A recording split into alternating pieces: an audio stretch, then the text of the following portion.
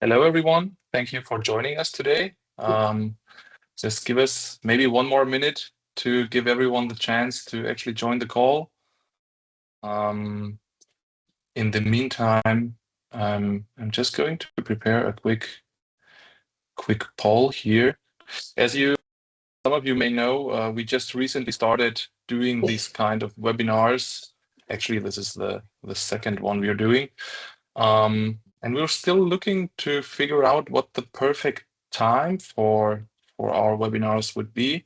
So if you would like to share some feedback on that, I'm just preparing a quick poll here that you can fill in while we are waiting for the rest to join. There are still plenty of people just logging in. We are letting everyone in. You will find now in the chat the quick poll for us, which will help us to understand what the perfect timing would be for the future for the future webinars. Thanks in advance for helping us do that. If you have a microphone connected to your device, please make sure that it's actually muted, so we don't have any noise in the background. We will kick off just in a moment. Before we actually start, just a quick notes. This webinar is being recorded. You will receive the recording afterwards. So make sure to check out your email account for that. Recording is typically available within a couple of days. If you have questions during the webinar, there are two options that you can use depending on how you are joining today. You may either have the option to click on the top on the Q&A section. Within the Q&A section, you can create a new question or set a new question and also vote other questions. This option sometimes is not available depending on how you are joining.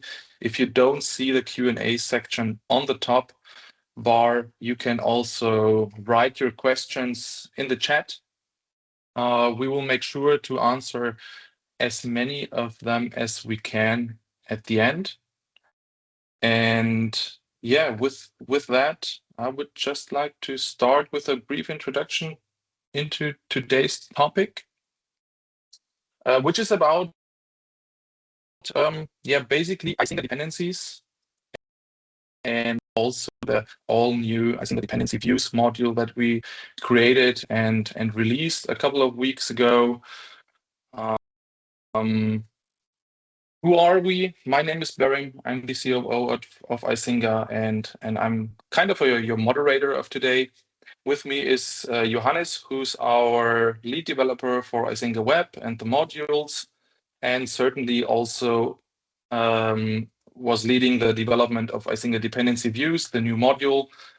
So he's basically the right person to actually talk about this stuff. For those of you who do not know Icinga yet, I'm going to give you just a very, very brief introduction into Icinga. Icinga has been around for over a decade now. It is a very powerful monitoring platform. It's used around the world to keep IT infrastructure healthy and reliable. Through the last decade, Icinga has grown into a modern monitoring solution for very complex environments, whether they are on premises, running in the cloud, or in a hybrid infrastructure environment. Our goal with Icinga has always been to give you full control, whether you're running just a bunch of servers or managing very complex and distributed environments. The dependency views module is part of that journey. It basically helps us make complex things much simpler and also more visual.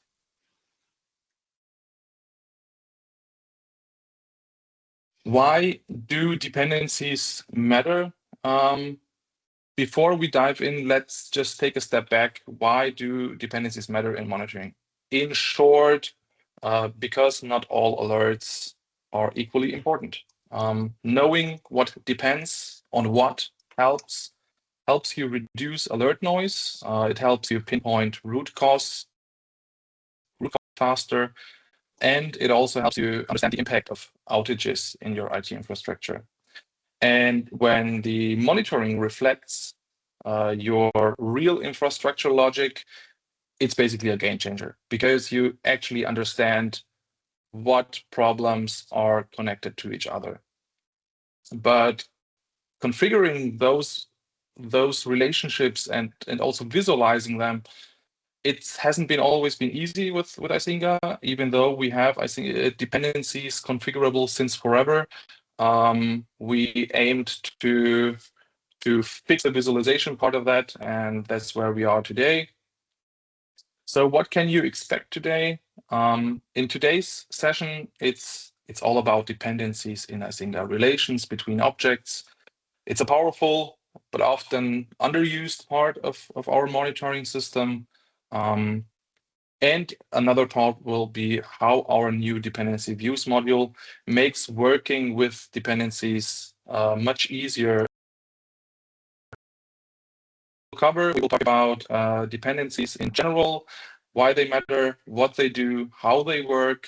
We will give a live demo of the new dependency views module. And of course, we will also have a live Q&A session where we will try to answer as many questions that you may have today.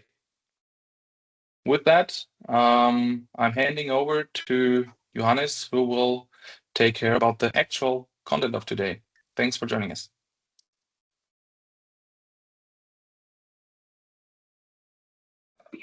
Thanks. Okay. Seems like Johannes is having trouble.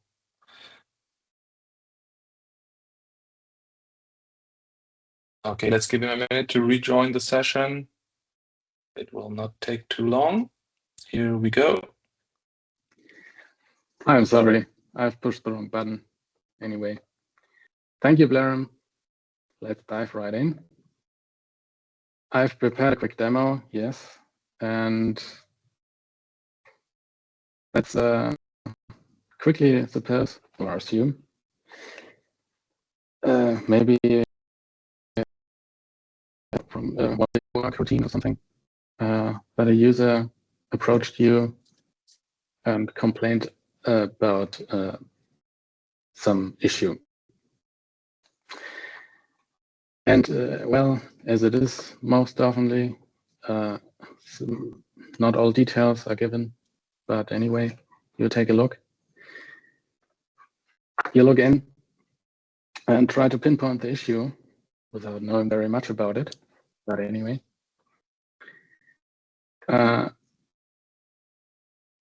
Yeah, and then right on the dashboard, you will probably find a problem, or some of those at least. And yeah, one thing you will already notice is that there is a little indicator at 2 of those hosts. Some of you may know this from the past in the monitoring module if you used that, where we showed for hosts a little indicator in case their service were affected by them.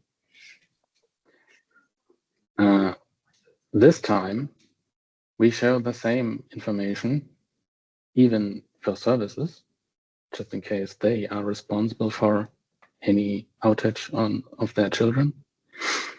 And it gives you an immediate possibility to pin down the problem by just looking for such an indicator. And if you visit such an object, you will also find a new widget which visualizes the hierarchy in case you're looking at an object that's part of a dependency hierarchy.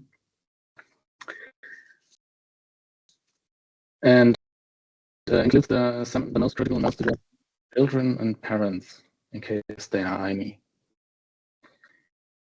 You can also visit the parents and children on each node right at the top using the new two new tabs where parents and children directly connected to that node are listed.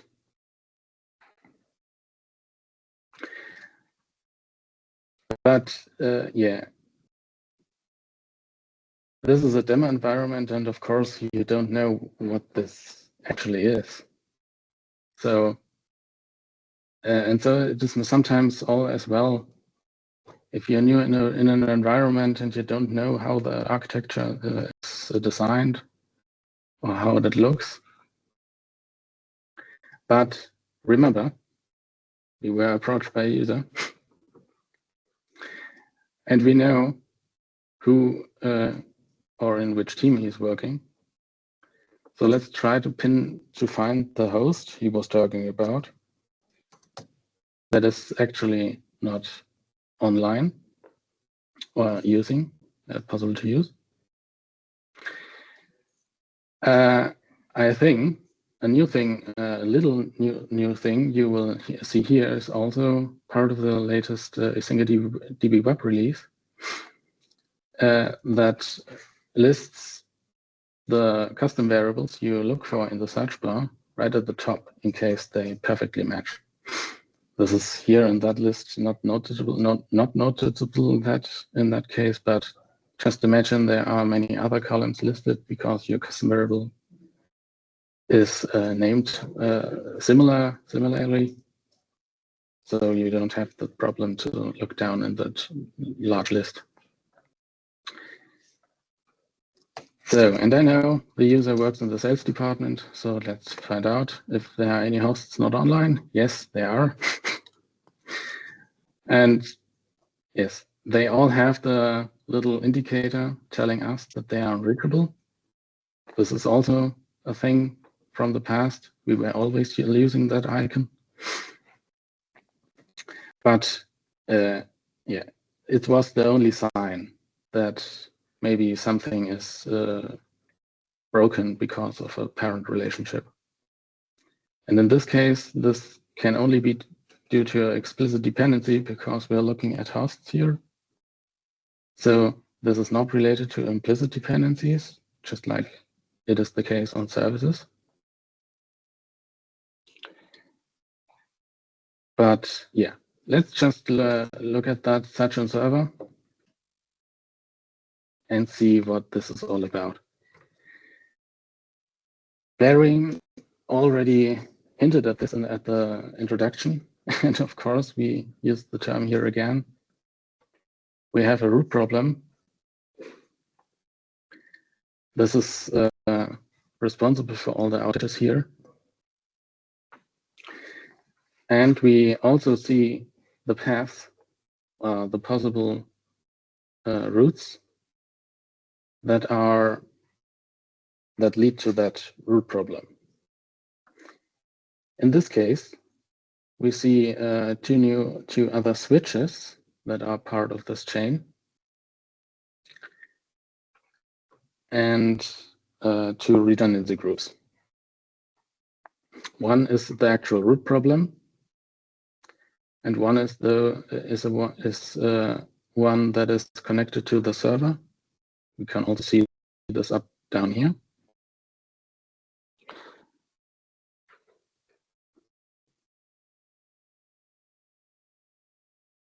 And yes, this the root problem view is also visible in every direction.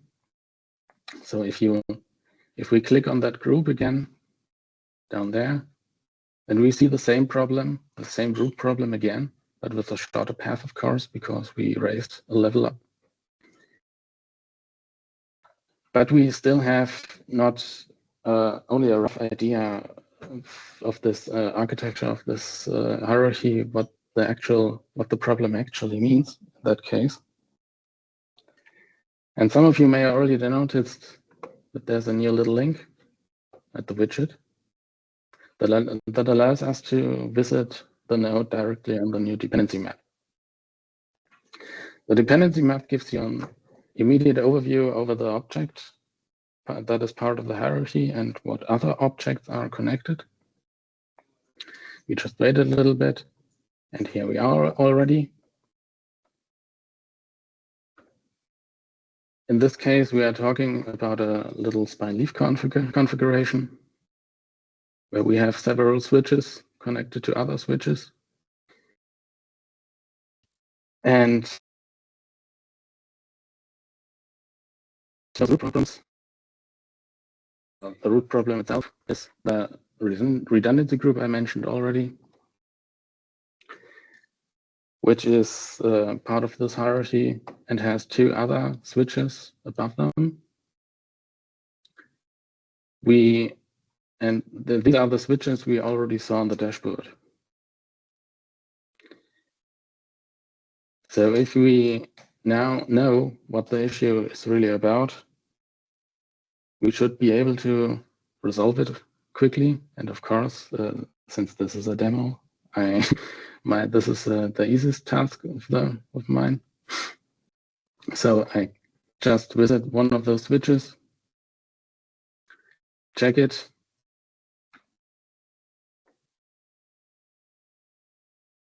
and we already see that the group has gone okay again.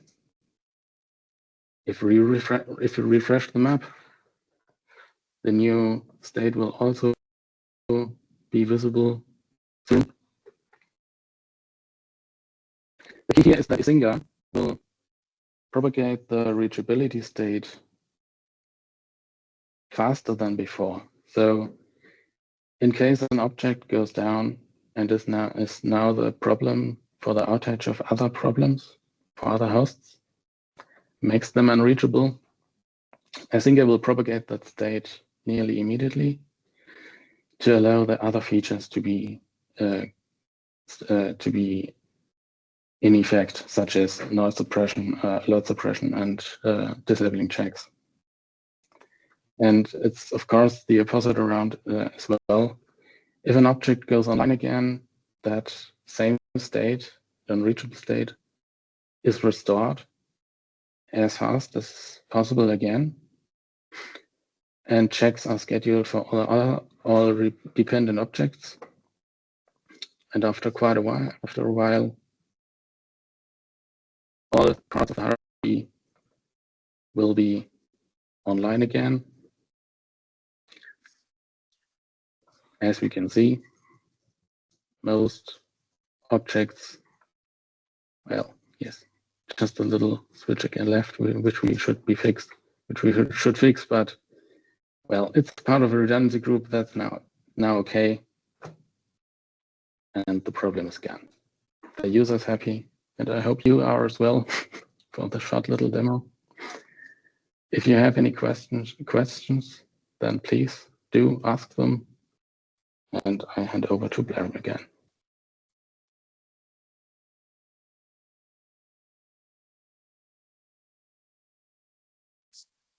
All right. Thank you very much for this demo, Johannes.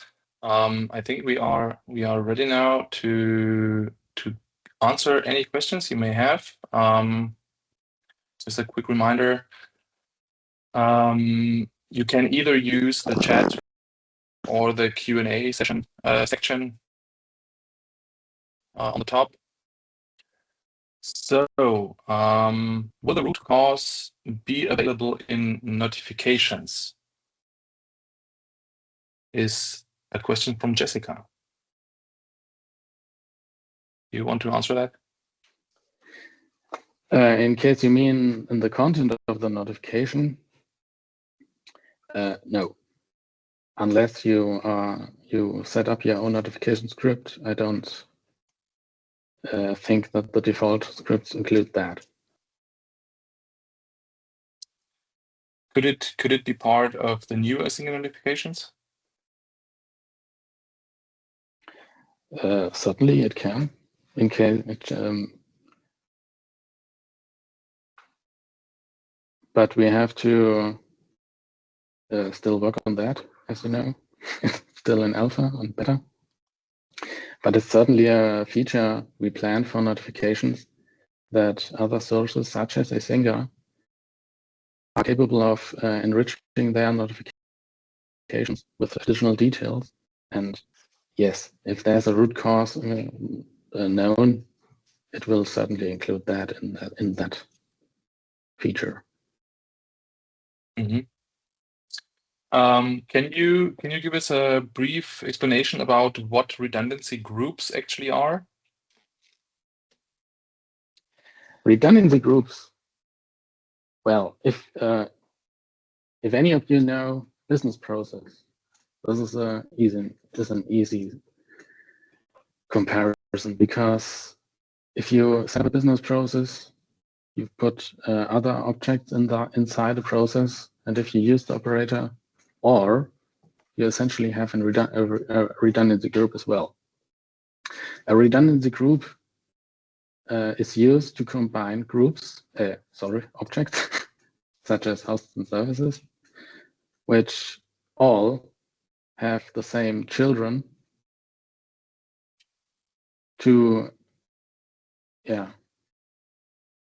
make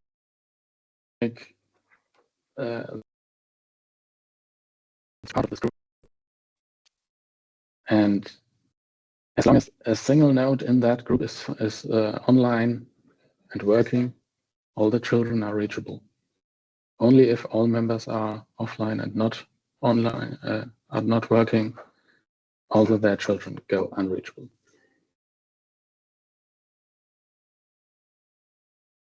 I hope that answers the question. There's a question how dependencies are configured if it's in config files. So both options are there. Dependencies can be configured either in configuration files, but also in the Icinga director, which will have a very similar result. In Icinga director, there is currently a lack of redundancy groups actually. That's something that we plan to release with the next director release. Since we are speaking about it already, the next director release will basically have, besides of some bug fixes, two major features included. One of them is enhanced configuration for dependencies, and the other is using dictionaries in Icinga configurations. So that's coming to Icinga director as well. So let me check if we have any other questions that we can answer here.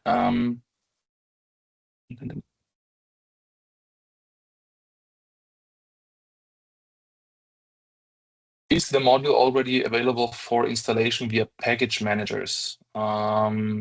So yes, the dependencies module is available for installation. There are packages available for the module. It is a paid module though, so there is a price tag on it, but it can be installed via the standard repositories as other modules as well. Then we had a question if there is any limitation in the chain of dependencies. So how many objects can I create?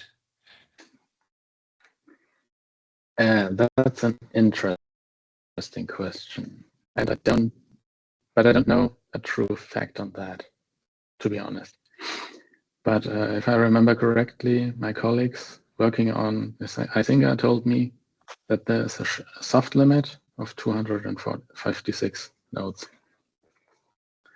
But that is only the depth, not the... So you can have as many children as you want. It's just the depth of the hierarchy which is limited that way. But if you really have such a complex environment, I'd be surprised anyway.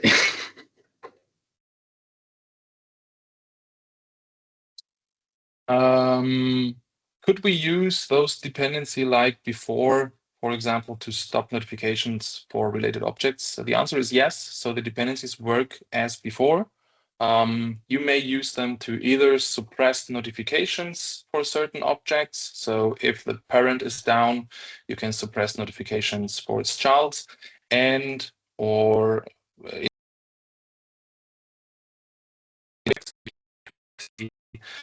in order to stop checking certain objects if their parent is down, for example.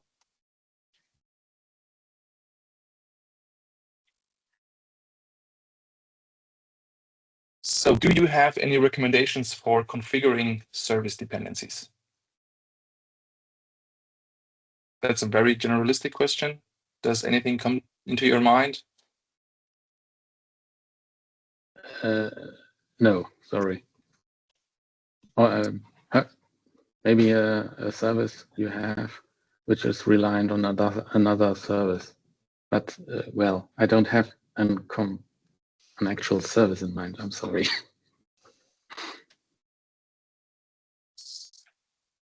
All right. So maybe one thing that comes into my mind is probably it makes sense to, whenever you can, use apply rules for those dependencies.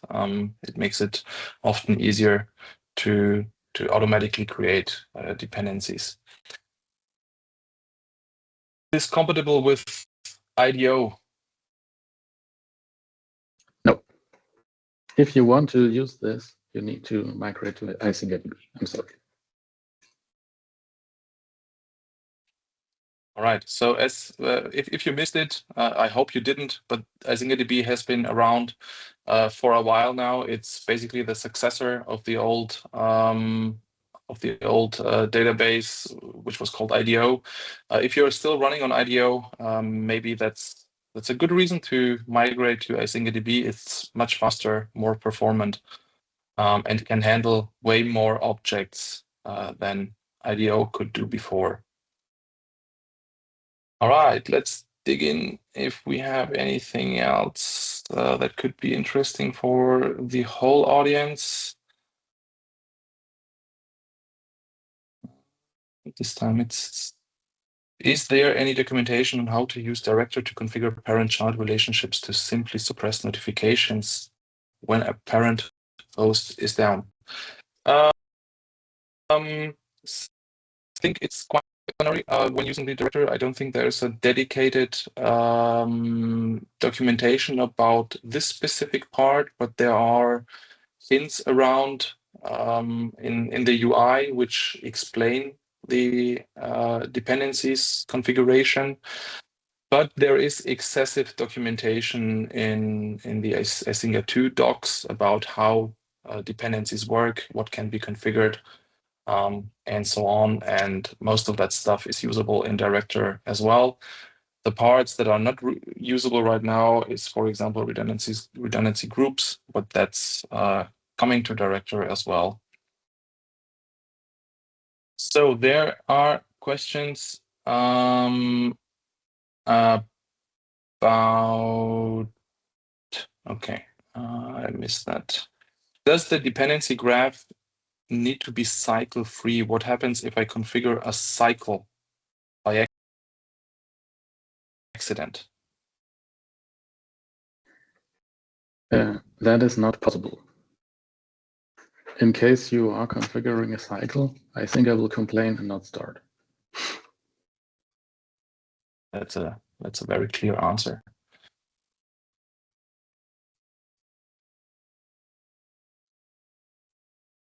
All right, I think that's a good time to wrap it up.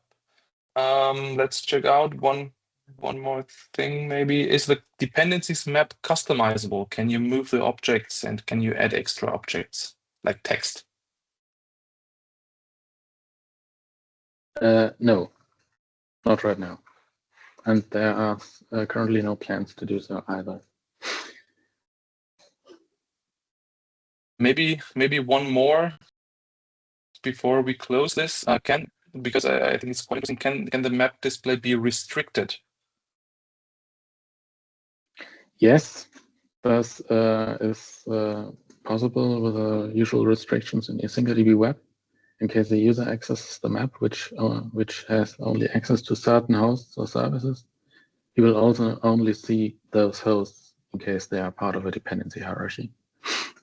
There is also a small issue with the first release, but rest assured, we will publish today a release which includes fixes exactly for that.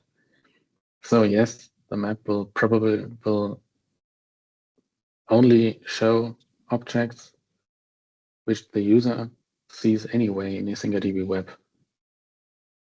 Plus, some parts of the hierarchy which are required for the actual overview, but they are then not visible in a way that the user knows what they are.